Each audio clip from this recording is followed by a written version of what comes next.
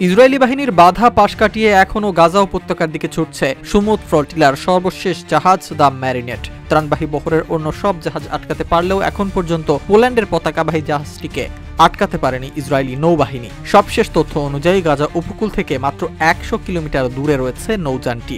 জাহাজটিতে রয়েছেন ৬ জন মানবাধিকার কর্মী।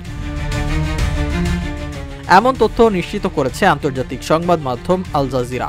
জানা গেছে, আগের দিন যান্ত্রিক ত্রুটি দেখা দিয়েছিল দ্য ম্যারিনেট জাহাজটিতে, তবে তা কাটিয়ে উঠতে সক্ষম হয় জাহাজটি। অবরুদ্ধ উপত্যকার দিকে এই জাহাজটি ছুটেছে ২.১৬ নটিক্যাল মাইল গতিতে। ফ্লোটিলার বাকি জাহাজগুলো আটকে দিতে পারলেও একটি নৌযানই এখনও আটকাতে পারেনি ইসরায়েলি বাহিনী। সবশেষ তথ্য অনুযায়ী পোল্যান্ডের পতাকাবাহী দ্য ম্যারিনেট জাহাজ আঞ্চলিক জলসীমা থেকে প্রায় ১০০ কিলোমিটার দূরত্বে রয়েছে। ফ্লোটিলা আয়োজকরা বলছেন, ম্যারিনেট নৌযান এখনও স্টারলিংকের মাধ্যমে সংযুক্ত। এটি যোগাযোগের আওতার মধ্যে রয়েছে। লাইভ স্ট্রিমও সক্রিয় আছে, যা একাধিক সংবাদ মাধ্যমে প্রচার করা হচ্ছে।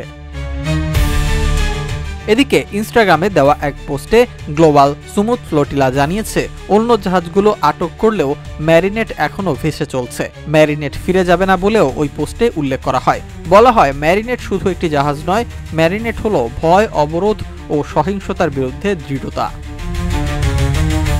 ফ্লোটিলা আয়োজকরা আরও লিখেছেন, গাজা একা নয়, ফিলিস্তিনকে কেউ ভুলে যায়নি, আমরা কোথাও যাচ্ছি না। যদিও এর আগে সমুদ্র বহরের ৪৪টি নৌযানের মধ্যে ৪৩টি জব্দ করে ইসরায়েলি বাহিনী। এতে করে আশঙ্কা করা হচ্ছিল, হয়তো আর কোনো জাহাজই গাজাবাসীদের কাছে পৌঁছাতে পারবে না।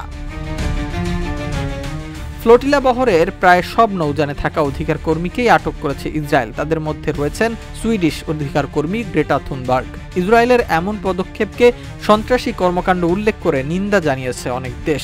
বেশ কয়েকটি দেশে বিক্ষোভও করা হয়েছে। জানা গেছে, ৫ শতাধিক মানবাধিকার কর্মীকে ইতোমধ্যেই নেওয়া হয়েছে ইসরায়েলের আশদোদ বন্দরে। পরবর্তীতে তাদের ফেরত পাঠানো হবে নিজ নিজ দেশে।